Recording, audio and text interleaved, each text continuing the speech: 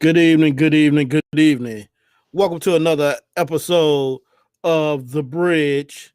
Tonight we're gonna jump into this real quick, make a little quick episode for you people out there because we know it's a busy week out there for a majority of us. So we're gonna jump right into it with the death of the legendary uh, statesman R.C. Hastings, former judge, has passed away today. The man has not even gone too long, and our governor is already calling for his somebody to run for election for his new seat, this empty seat. hmm I'm trying to say, hey, man, you have 6 months to try to fill that seat. You Right. can't you can't even wait till they at least funeralize this man. What he's trying to do is trying to see if because that's a heavily Democratic, I guess, seat. But he's hoping against all hope that they can fill it because they won't be able to redistrict that, rezone or gerrymander that district anytime soon. Not right off the bat. Um, so um, yeah, he got to come out and say that because he's following script. He's on a script right now. Mhm. Whose script is he following, Irie? Again, man, he's supreme leader. He's doing everything just the way his supreme leader did it. Doing these bans, doing these foolishness, and anything that's antithetical to the progress of, I guess, shoot, humanity, not even just American voters, just to humanity, period. So when his boss was in power, he did everything that his boss wanted, and now that his boss is no longer in power, he's still doing everything that his boss wants. It's just that it's against everything that is important to us, you know. So he's on script. He's on script. As much as he say he's trying to disassociate himself, nah, man, he's still on script. Now that his boss is just up is in the same state as him. Oh, come on, man. Yeah, he wants, like he said, he wants to live up to his idol. hmm But We can't we the can't talk, say the things that we were saying off air. right? As much as I didn't know a lot about Alcy per se, but it's definitely forget the governor, man.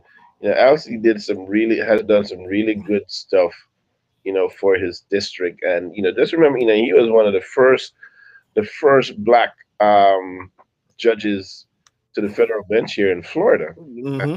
Yes, he got impeached, but what he did was turn right around and give the proverbial, Congress impeached him, the Senate convicted him, but he turned right around and gave them the proverbial FU. He ran, and he became a One. Congressman and what? You know, so he's like, okay, I'm set some laws here. You know what I'm saying? So for as long as he was in office, I think the people there, respected him. Politicians and people alike respected him for what he's done. There's always a shoo-in, for elections because you have black, different types of black people in his neighborhood, a lot of Caribbean people in his neighborhood, a lot of Latino people in his neighborhood, in his district. So I'm sure they did a lot for those people there. So I'm sure hope people will come out. Whomever is going to run for that seat, they better come out and support and keep that seat. Um, you know, but we can't afford to lose any numbers in the Congress. Well, I met him a couple of times, and all I have to say about the man is he was always about doing what's right for the black community. For the most part, everything I seen, hmm that's what he stood for. Right. So I can't say a bad word about the man, but honor his legacy. Right? Exactly. So rest in peace, Mr. Alfie Hastings. And I hope the people in your district, come and give you, your just praises and recommendations and everything. Yeah. So there you go. Slicing it. So next, I want to say we want to move on to go a little international and say what the hell are they doing in France? France has they want to ban. I don't want to murder the word. The hijab, How you say it the again hijab for? for the Muslim women. Yes, Yeah. they want to ban them from wearing them in public.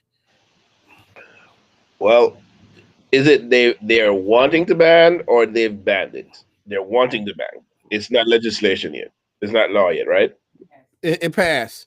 It passed. Wow. Yeah, it passed. So, if memory serves me right, I know within, the European unions and stuff like that, definitely in the UK, and of course in France, for a number of years, they have skirted with that issue for a long time and always got shut down Mhm. because, Muslim people, rail on it. So it's just another a way of saying, to cancel, it's another part of cancel culture, if you would, because the women, I don't know if the women are going to, um, well, I don't know. It's kind of weird because some women, you know, even in some Muslim countries, there are some women who are now no longer wearing the hijab. I guess, I know because of, certain freedoms that they start to realize, and bucking the trend.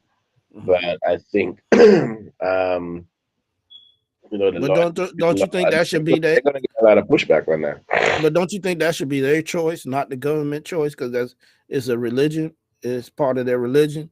Right. So, I don't know what France's constitution is, what it states, and what, the people there are, not allowed to do when it comes to religion and, how they practice their religion.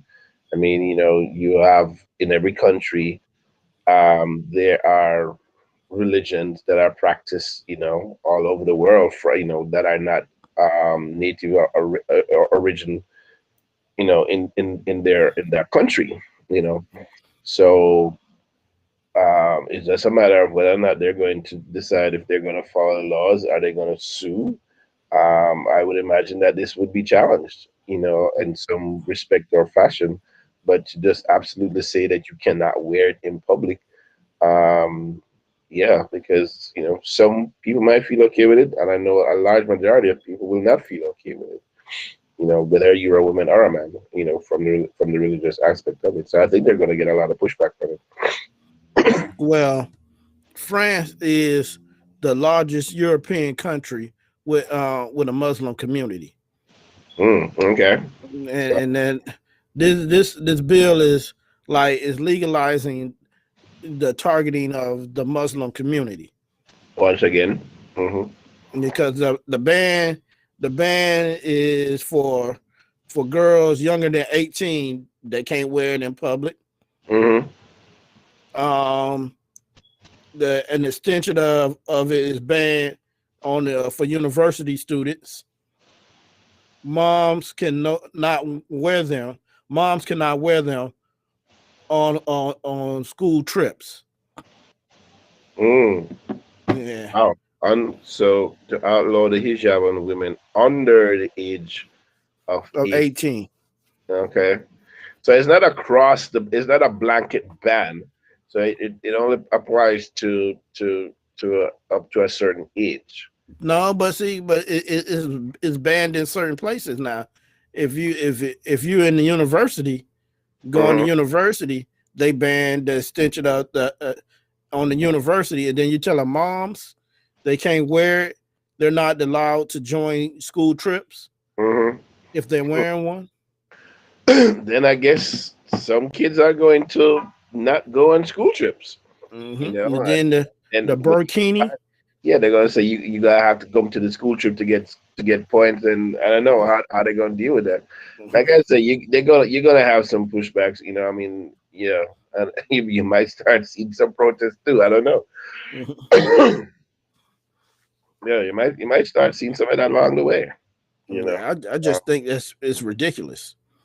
I think that what they're trying to say, well, they're trying to prevent, you know, terrorism, and people with our terrorists are going to be hiding, under their hijabs and this, that, and the other, and that's a argument that they've been trying to laud, for a number of years now, you know, and you haven't seen that bear out, in those countries, so it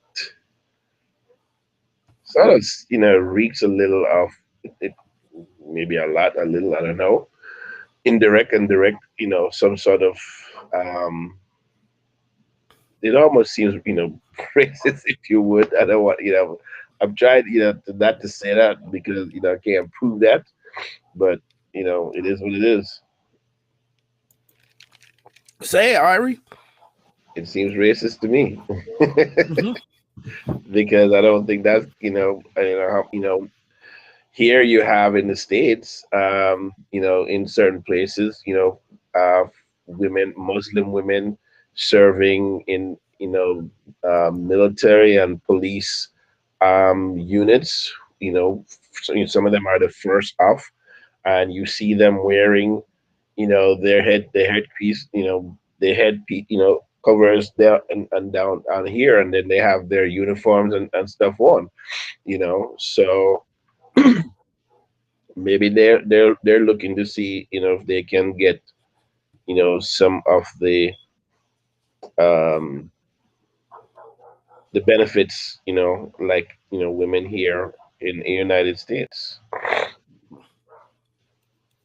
So Well, I see that the veil has been banned in France public in French public schools since mhm. 2004. So little by little, they have been putting the cancel culture on Muslim traditions.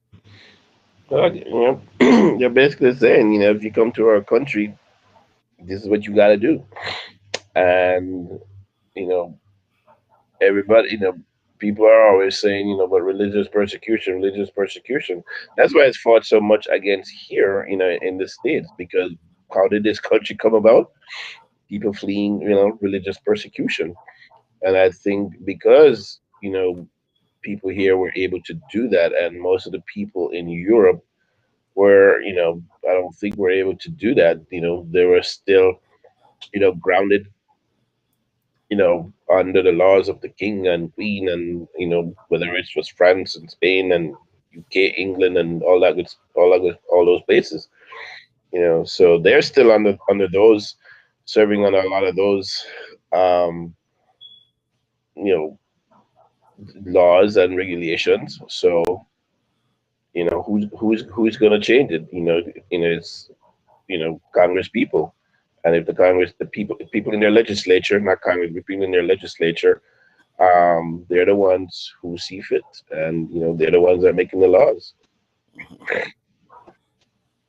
Okay, okay, okay. It's like for people, if you want to help keep certain laws or prevent certain laws, So, get on, get involved in the politics, be a part of the legislature.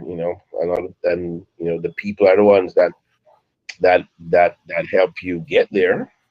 So there's also been who's voted supported a ban on the burqa. So yes, I say, if the people see fit to put you there, or vote for certain things, then it's up to the people. yeah, it's definitely up to the people. So, hmm So, and as we can see, sometimes the people don't always make the right decisions. Because oftentimes we get led by our emotions, and in some cases we get led by the deep seated things that are deep inside of us. For a lot of people, that could be hate. hate for another man, hate for another man's religion, hate for another man's skin. So yeah. Yeah, we gotta get past that. So let's move on to what almost all Americans are talking about nowadays. The Mm-mm. trial the trial of the killer, All Derek right. Chauvin. Trial of the murderer. Come on, man. Okay, the You, trial you of the murdered that man. yeah, I definitely agree. Now it's the trial to see if he can get away with it. It's not the trial to see if he committed murder. It's the trial to see if he can get away with it. Pretty much. One of the things that is not working in his favor is not just the brilliance of the prosecution right now, because I think the prosecution spent a lot of time, they're really trying to get it right, you know for whatever that's worth. But what he has going against him is that law enforcement individuals who are testifying are not speaking, in his favor. Well, with that being said, let me roll this right here, Ari. And today, Minneapolis Police Chief Madera Arredondo did not mince words. I absolutely agree that violates our policy. Arredondo, the city's first black police chief, eviscerated Derek Chauvin, the officer he fired for kneeling on George Floyd's neck for about 9.5 minutes. Chauvin's defense team has argued that an angry crowd of bystanders distracted the officers and that Floyd died because of his drug use and underlying health conditions. Would you agree that the use of force is not an attractive notion? I would say that use of force is something that most officers would rather not use, yes. Today, the ER doctor who pronounced Floyd dead told the jury that he believed Floyd died not from drugs, but from a lack of oxygen. Is there another name for death by oxygen deficiency? Asphyxia. A crucial debate in this trial that both sides will keep arguing when the county medical examiner testifies, possibly later this week. And Gabe, the defense also asked for new body camera video to be admitted into evidence. What's that about? Yes, Lester, the defense wants jurors to see more of Chauvin's body camera video. The judge agreed to allow some, but not all, Lester. Okay. There you go. That says a lot when your police chief comes out and, Right? Yeah, and the tears police. down the wall, the blue wall, and says you was wrong. Yes, I mean, and not just the police chief, but the one of the lieutenants that helped to write the training manual for the cops in terms, and especially the segments that deal with extra force, and what it entails. And he just by reading the manual alone, you're like, this dude was off his rockers because he was not following script. And even if he did, he went way beyond what was probably even allowed, and probably by, I would say, 9 minutes, basically. Let's just put, even if you give him 30 seconds, he was way beyond anything that was allowable, because the man was not fighting. He was not fighting back. He was submissive. He was already in a prone position, starting to have breathing problems, because if you lay down, just laying on your belly alone, for most people, you start having breathing problems. Much less now you are handcuffed with your hands behind your back. Then you got, not because at a certain point, it wasn't just Chauvin that was kneeling on him. All of them were on his back. Yeah. Okay. So I don't care if George Floyd was a 6'4", whatever man, from all appearances, he was, his body was, he looked like he was healthy, but internally you just didn't know. But that didn't matter. The man was not fighting, And the thing about it is, you already had his hands cuffed behind his back, right? and you had two other people kneeling on him. He Right, could have got up off of him because the two other people was holding down his lower extremities, so he could not. He wouldn't have been able to get up. right. And someone would say, yeah, you're holding in case he runs. Where the hell are you going to run to? Mm-hmm. Where is he going to run to? You know what I'm saying? I mean, I know people have, you see people try to run away, but where is he going to run to? You know, um, so the I'm sure there are detractors out there, who are rooting for the defense to come with some brilliant, what have you, defense, of this client. Um, but let's just face it, the police union put up $1 million to defend it. Mm-hmm. I guess that because of the union that he belonged to, they have $1 million in the coffers. They got a bunch of lawyers. It's not just him alone. It's got about 12 total lawyers that are doing what they need to do. Um, so, but it's not really going in his favor, at least from the outset. You know, from the outside looking in, we're like, okay, we haven't seen what they're gonna come up with, in with the defense. I would assume that later this week you're gonna start seeing a lot of specialized, witnesses, expert witnesses, more expert witnesses, to really hammer home, the prosecution's case. So Well, I agree with you. Like that, they're gonna bring in expert witnesses. They're gonna bring in doctors about drug use and how that works on the body and how that can affect the body and respiratory system in the long run. yeah, Uh, they're gonna try to find ways to maneuver to make it the make the problem George Floyd and not Derek Chauvin. well, that's the defense job. Like it or not, that's why we have the system that we have here in this country, and that's gonna be his defense. That's gonna be his job. But of course, we the people are now, on the side of the prosecution. Oftentimes, we are not. But right now, we are on their side because that's the side that is seemingly going to give us some sort of justice, whatever that is.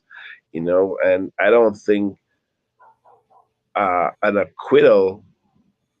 I don't know what's going to happen if there's an acquittal. I really don't. I just know it's not going to be pretty.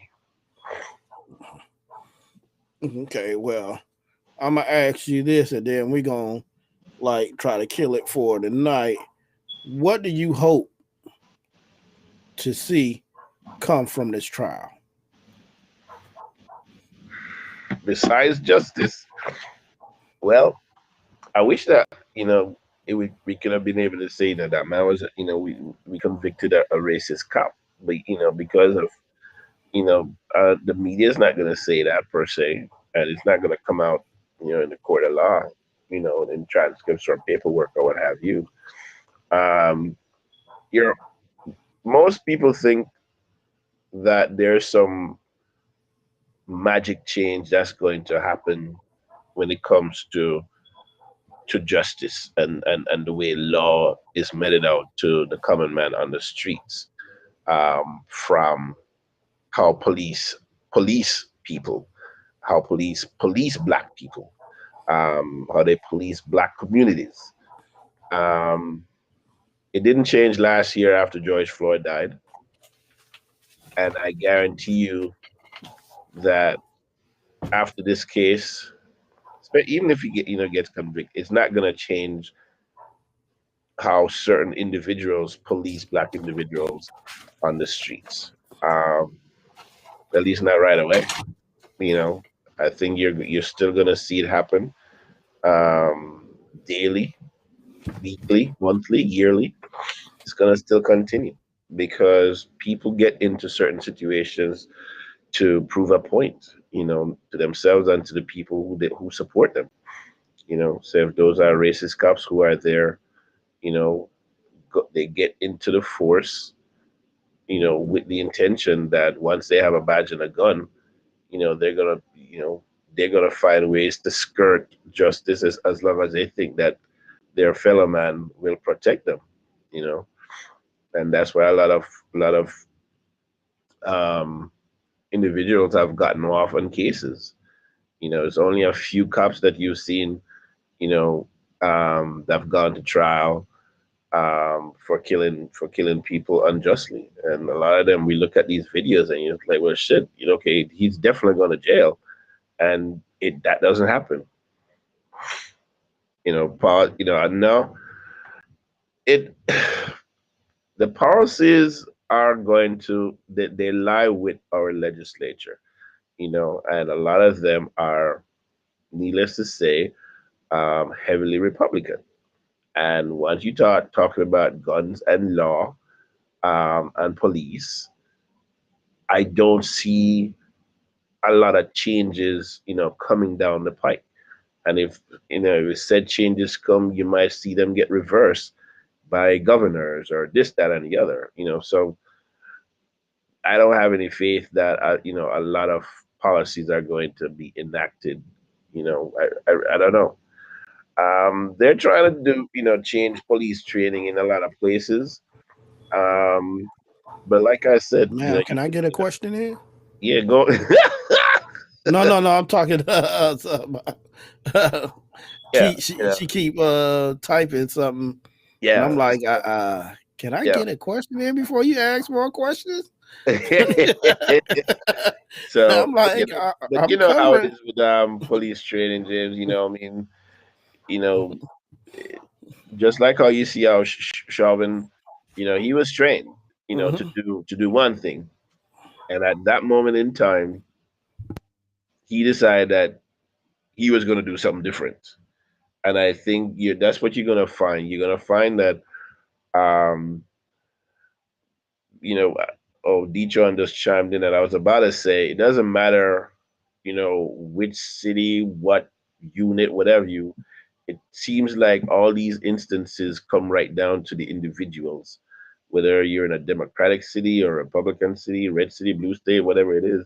These instances are coming down to individuals, but because a lot these individuals are part of a brotherhood, you know, they get backed by their brotherhood, and so that's why they pay their union dues so they can get defended and get let off. That's why there's no snitching, so to speak, in the brotherhood of policing. So we'll see. I don't know. Well, what I hope to come from it is the start. I know it's not going to happen immediately, but the start of the end of qualified immunity for one, and then that and with that, that means more police officers can be taken to trial for their actions. And once you start taking more police officers for to the trial for their actions, that's gonna stop some of the other stuff that's been happening. Because once they learn they're gonna have to face the consequences for the things that they do, they can no longer get away. They'll start shaping up, and I believe that would lead to more a bigger police reform than anything. Then I get, so, and just like everything else, everything starts at the head, right? Everything starts at the head. And so, all these cities and states, where the chief, whether it's the local chief of police, or his boss, what have you. Everything starts at the top, and if they're not instituting those policies, and like you said, you know you know not only are they to be holding the cops under their reign accountable, but people have to be holding those people at the top accountable, just like how we have all these conversations, holding politicians accountable, the people in law enforcement, in some way, shape, or form, have to be held accountable. um and if we're forcing, putting the people that in the political arena, where how they distribute funds. No, I'm not saying defund the police. We need law enforcement, because there are a lot of crazy people, and a lot of crazy things happen. But in terms of how monies get distributed, for what programs, for what things that they need, how are we distributing funds to other community things? you know um if they're not adhering to laws that are on the books, and if people are not going to institute laws that are especially if they're not restrictive, but to make policing different and better, then it's always gonna happen. We're gonna see people dead, whether it's a kid, pregnant woman, um, you know, young black males, older black women. It's gonna keep happening. I'm gonna ask this, and I just hypothetically, Detron, what do you hope will come from this case? Yeah, as he gets his thoughts together. Yeah, I think Chauvin is gonna get. I think we've learned so many things that from the past, from all the way back to Rodney King. You know, we've been traumatized and hoodwinked and bamboozled and led astray, amongst. So yeah. Um, So Detron says nothing will come of it except his conviction. Let's hope. Let's hope. But I this we mean, know this is America. yeah, I'm not trying to be cynical, and I don't think Detron is being cynical either. But I kind of, said kind of the same thing. Um, and I think I'm just one. I'm basing it off the past. Mhm. But two, I'm basing it also of what's already here in the present, in present time. Um, you know, the culture that exists right now, not and it's not just in policing. The culture that's the United States right now is not going to change anytime soon. When you're talking about systemic racism, because face it, that's what it is. Um, that's not going away anytime soon. Because one time, people say, "Yeah, give it the next 50 years," but guess what? Younger people are being born into the system that are being inculcated with that kind of irreverence. That's what they're being taught. So guess what? You're gonna have another generation and another generation behind that is going to you know do the same things and believe the same things that which was taught to them. Okay. Well, I'm gonna get to this reply right here. Any change will stem from the conversations we have and the policy changes demanded based on the examples from the trial. But that's what I'm saying, that how would this trial spark the change? You know, and I think this is the beginning, but I don't feel it's going to happen immediately. But down the road, this is the spark that ignites the flame. Well, just like, okay, so just like how you have you know, Mr. Governor here in Florida. Let's use him as a quick example. Trump disciple. The Trump disciple. It's about circumventing the system basically by enacting, laws and policies that not necessarily are meaningful to the people but are beneficial to the system. So if you want to keep the system in place, remember now policing, started, especially when you talk about, slave and, that's where, the whole police regime started. These people were hunting down, slaves and this, that, and the other. And, um, so the way it started is definitely, you know, a big part of why it is the way it is today, especially when we're looking at how policing is towards us, Mm-hmm. you know, and that hasn't changed, and it's not just, so it's not even just about the mentality. We see the physical aspects of it play out, daily in all 50 states, you know, and so is conversation alone going to be able to do that? Change. I mean, are people going to abide by legislation? Is Congress going to do anything about it?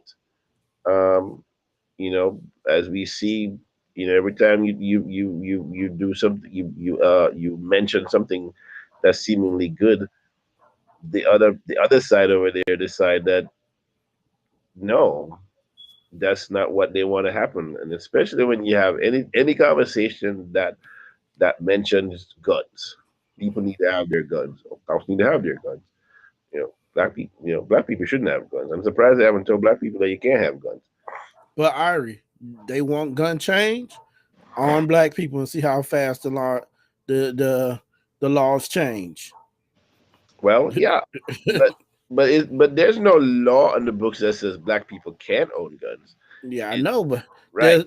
there's no law in the state of Georgia that says black people can't vote, but they moving to do things to keep them from voting. To that, right?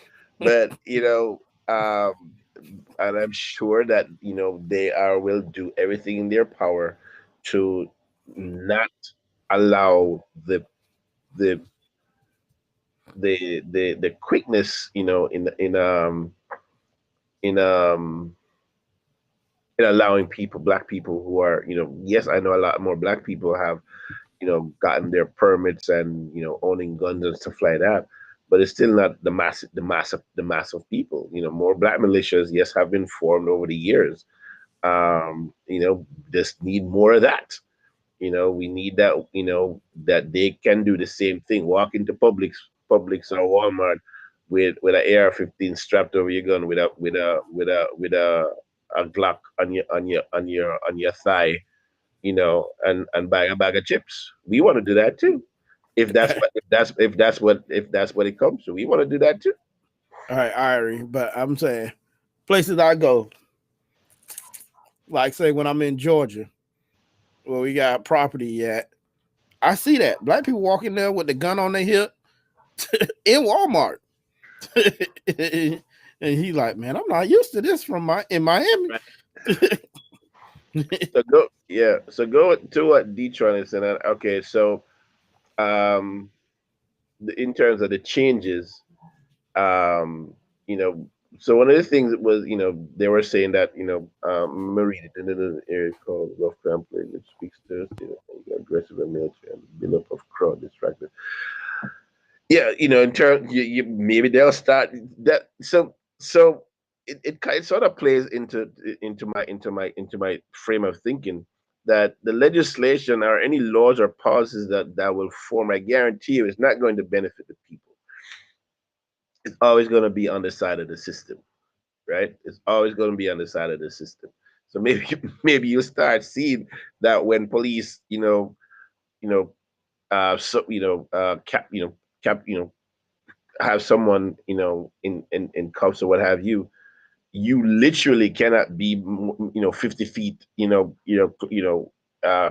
When it comes to recording and stuff like that. you're gonna start seeing, that's probably what they're gonna start doing, because they're gonna always trying to find a way to circumvent the system. Well, one of my biggest things to do, I tell people, if you start filming and you far enough away, what do you see police officers do? They start to get in front of you and block the camera. Hmm. So, and if you try to move your can to get they're going to move that way to block you from. If you're not doing anything wrong, why would you block somebody from filming you? Because they don't want their ugly secrets to be discovered. Because especially when you're doing something wrong. And that's Yeah. the biggest thing. I say. They have the culture that Mhm. that is, we can do this to y'all and get away with it. But one of the things that I've seen happen is that half the police that are out there don't know the law.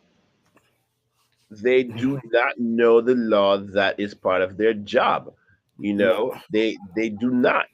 They no, know enough to be on the streets to a certain extent, but when it comes to certain the minutia of certain things, they do not know what they're representing. They do not. no. My biggest problem is the police are allowed to break the law on a constant basis and get away to, and allowed to break the law to incriminate you, to catch you into something, and they might be um putting you in a position where you didn't even break the law, but to avoid them, they cause you to commit a crime. Right? When they was the one that was breaking the law in the first place. Because how many times have you seen somebody just talking to the police and the police get aggressive with them, And and when they talk back to the police aggressive, oh, you're resisting, yeah, but you because approached me, you came with the aggressive manner. I can't. I got. I just supposed to be docile and hoe up on for you. mhm. That's not what it's supposed to be. Because So go ahead. in the same token that I say police don't, a lot of policemen and women are just the institution of cops. Often, most of them don't know the law that they represent. We as individuals, just like when you walk into court and the judge say ignorance is not a defense. I think we have to start understanding what, or and I know a lot of places have started to talk about what citizens' rights are. What is it that you are allowed to do and not do? What is it you're allowed to say and not say? you know Even from a constitutional point is one thing, but from a legal standpoint, what is it that we should know. We can't just be going around every day and thinking that we're just protected because we're citizens of this, and we're just protected under the Constitution. As we see daily, the Constitution, that's not our protection. you know, Especially when it comes to legal battles and legal things. So I think not that we owe it to ourselves, but well, we do owe it to ourselves. To find avenues, institutions, organizations, um, online things that are teaching us what our rights are. A lot of information is out there. If people are going to be lazy enough not to want to go find it, then we need to have places that are say, hey, this is your these are your rights. You know, have a thing every once a month. City hall, whatever it is. Chamber of commerce, whatever it is. Get people. Starting. Telling them, especially in our communities, what are your rights? When to shut up, when to just be quiet. You know, Oftentimes, I think sometimes it's hard enough to say it. I know we want to be, exercising the rights that we think we have, but sometimes we just need to shut the hell up.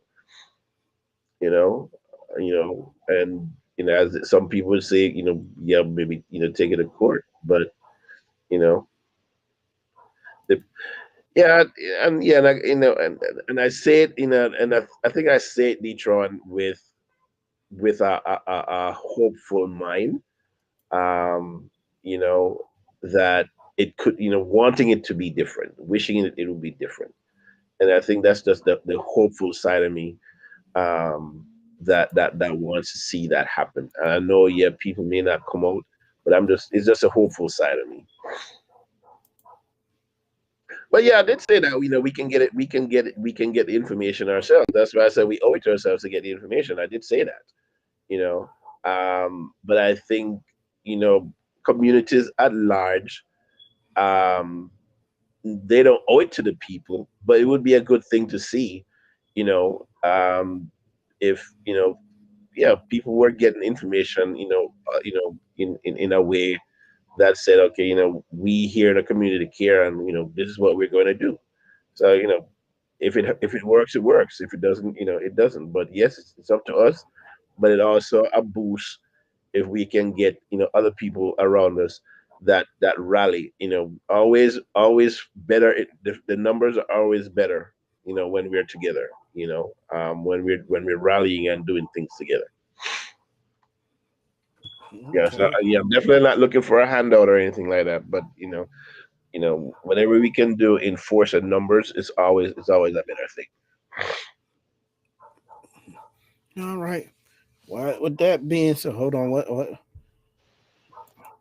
Mhm. America's made up a system with opportunities other countries don't have. It's up to us to use. Up to us to use it to our advantage. Yeah, and oftentimes we don't. Oftentimes we don't. Whether it's a league, whether it's a law, whether it's money, whether it's real estate, whether it's finances, whether it's corporate governance, whatever it is. Um, yeah, we oftentimes don't use it to our advantage. For the most part. Um, I guess it's just a matter of what's the priority for us as individuals. What's important. So as much as I say that, I probably might start going in and find out what's the what are my rights. What am I required to do, not to do. So that's something that I need to go find out for myself too. Sure. So I'm not sitting here being hypocritical. So that's something that I probably need to go and find out for myself, and maybe if you find out, tell a friend or two. But I think if we're getting information, and I think the generation of people that I'm most concerned about is the younger generation, because we're that's a generation that's more verbal and more aggressive in the stance that they seem to think that they know it all, and they are oftentimes the ones that are subjected you know to a lot of the things that we see happening in law enforcement. And sometimes, it's better to chill, walk away, live another day. But, oftentimes we see, cooler heads do not prevail, because they don't have cool heads, and everything is, and sometimes it's obviously, they may not be in any, they may not have committed any serious infractions or anything like that. But sometimes we see, not so serious infractions turn deadly, you know, because we just won't shut up. I hate to say it, but like I said earlier, sometimes we just need to shut the hell up and just let things be. You know, and yes, so we are our biggest obstacle. And that is true.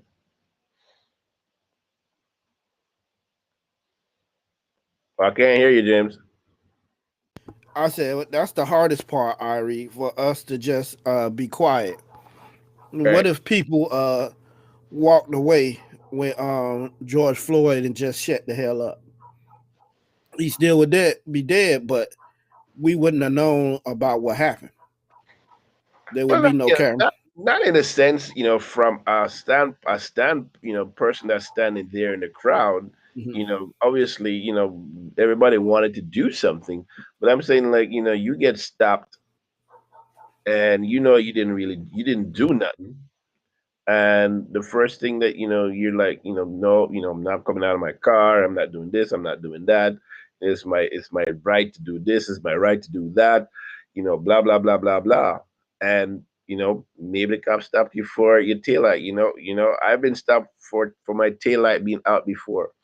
I've been stopped for not having insurance. I've been stopped for not having no insurance, no license. Okay. And oftentimes, just the thought when I get stopped is like, I'm a black man. I'm like, shit.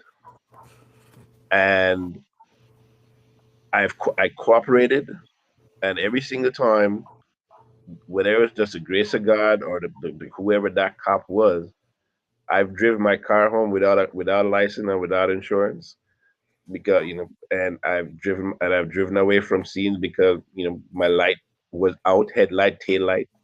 I've had knives in my bag, my chef's knife, all that good stuff. Never had a gun or nothing. But I'm just saying, you know, we, just because you think you have the right to do something doesn't give you the right to always try to because the more you push, the cops are going to push back. And who has the authority? You do not have the authority. They have the authority. I You I know. I, I hear you, Irie. I hear you because I'm that person that uh that you talk about that said because I've been pulled over for your light out. Hmm. Okay, my light out. Okay, can you step out the car? Hold on, my light out. What I'm stepping out the car for? Right. Yeah. Uh, well, I need you to step out the car to sign this ticket. You don't need Hmm. me to step out the car to sign the ticket. You can hand me the ticket, Hmm. Right. but I don't need to step out the car. And Right. then the other officer, I mean, they try to escalate the situation. One come over this side, flashing the light, while Mm. this one's talking to you. And I can tell you vividly what he said, flashing the light over here. I'm looking at him, and the officer talking to me, saying, "Hey, you need to know, pay attention." No, I need to pay attention to him to see what he doing over there. Right. And just be that's also, I'm not saying it because I'm not mindful of yes, I'm an immigrant to this country, and yes, just because I'm an immigrant doesn't mean I come from a place that's devoid of crime Mhm. and corruption. Yeah, Okay. I know. I feel Right. you. It's just Right. knowing that gray area. Right. But I also understand that this country and black people in this country, the trauma has been great, Mhm. and the trauma, it has persisted, longer than 400 years. Mhm. Okay. So it is a thread that has woven its way to present day time, you know, from slavery, to everything that this country has gone through, black people in this country has gone through. So the trauma is real. The trauma is very real. And people are sick and tired of being sick and tired of being sick and tired. Um, you know, people are way past just being over it. And we just want to be treated differently, better. If people say equally, I don't even know when that's gonna come. You know, just want to be treated differently and better. Than what the system affords us right now. I'm gonna counter what Detron said. You've been handcuffed and been guilty and let go. I've been handcuffed and innocent and taken to jail.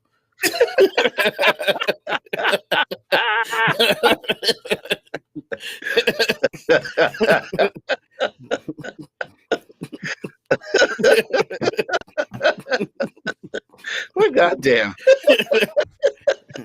And I can tell you, it's bad enough that one of the police officers knew we was innocent, and he Hmm. had this blue wall up. He said, because we looked at him and said, "Hey, bro, tell him that was not us, because I don't have nothing to do with that." Hmm.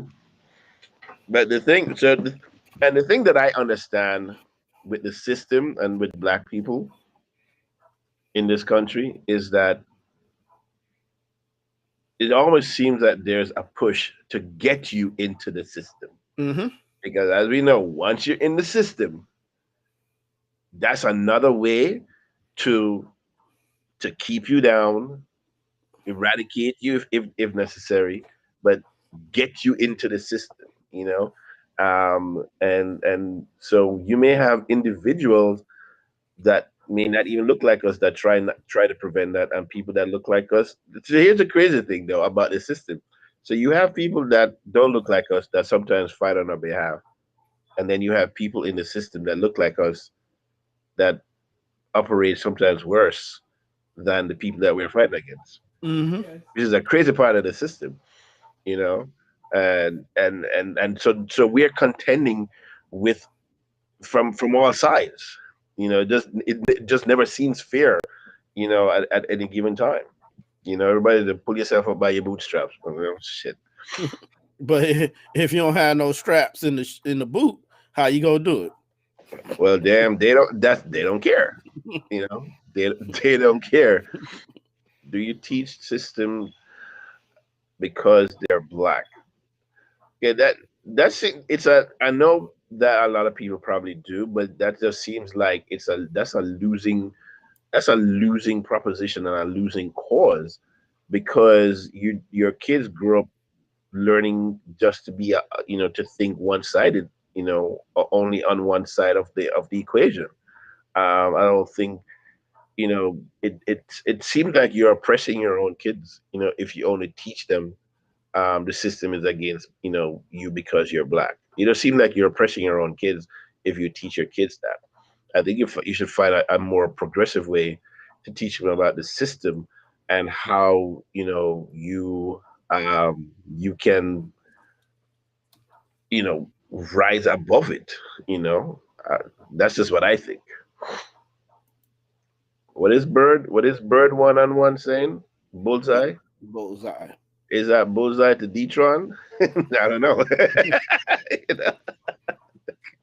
You know? It might be a bullseye to the conversation.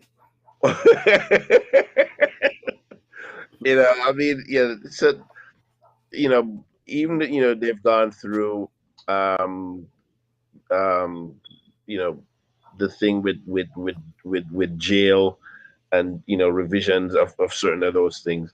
The legal system itself needs a whole, you know, just a total a revamp in the way we police people in this country, and the way we police people of color in this country. Um, you know, and for people who are saying that these institutions do not have systemic racism in them, you know, hogwash and poppycock.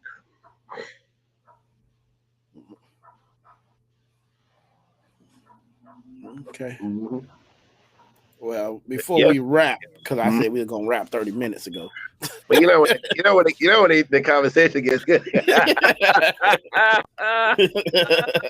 Oh, by the way, so I mean, there's all of this now, you know, because I think we're supposed, you know, I know you want to wrap real quick, you know, we didn't get, you know, to talk about, you know, the judges and what's coming down the pike, but that's a big part of the system as well.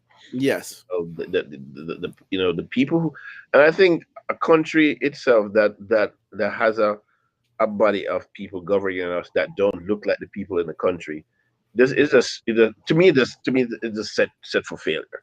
And I think, you know, people that represent us should look like us, you know, okay, in every aspect of that governing body, you know. So, and so if you're in the judges need, when you need to look, you know, need to have that there should be diversity in the judges that are on these benches, federal, lower court, higher courts, you know, and the Supreme Court, damn it, you know. You know, so we just need more of that, and I think because of this administration, we're going to hopefully see some diversity, more diversity in where they're placing, you know, some of these judges, more black women, you know, more Latino judges, on the bench. We need to have and see that diversity, you know. Well, I'm a clear something up that Detron just asked, and I want to say, to what's he asked, what's the difference? Real question. I feel that you should teach your kids, not that the system is built against you, but you have more obstacles than other people. and you have to learn to maneuver through them obstacles to succeed. You know, so it's not that the system is built against you. Mm-hmm. Your obstacle course is just a little harder than the other one next to you. And that some people might feel that not that's the same. No, because as you get advanced and you work and you get better than other people, they put more obstacles in your way to keep you from succeeding or making you advance even more. So you have to look at is the glass half empty or is it half full? It's all on your perspective. Okay. Yes. So do you think families cross? Is there a greater percentage of families do you think now that teach their kids that um because of color the system is against them because they're black? I'm gonna say this is gonna be hard for most people. I don't even think the newer generation really recognize that because We're we get along, so we're just like them, just like the black kid that runs with the three or four white kids, and we're doing the same thing. So Mhm. I'm good. I'm not gonna get busted. They're gonna treat me differently, and then when they do, they treat you differently. You're like, oh damn, realization hits kind of late, but it hits. Okay, give an example. Let's say the school system. How one school will have better amenities than the other school, but you're supposed to still be getting the same education. Some kids that graduate from the school with the lesser amenities really had more obstacles in their way than the school that had the greater amenities. So they had to work twice as harder to learn what they can learn, and even like say if they go on to college, they see so much they have missed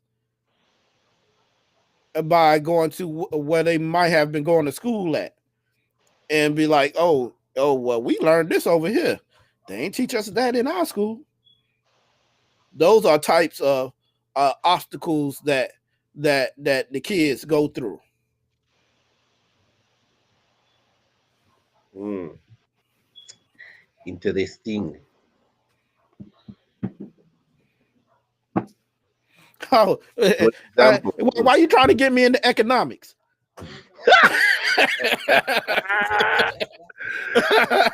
Parity between schools, money in the system, bro. Money. It's all about the money. Whether it's the people that have the money or the money that goes into those systems, and the politicians that I think who see fit to you know decide who gets what and who doesn't get what. So money is the cause of the disparity between schools. That's just the bottom line.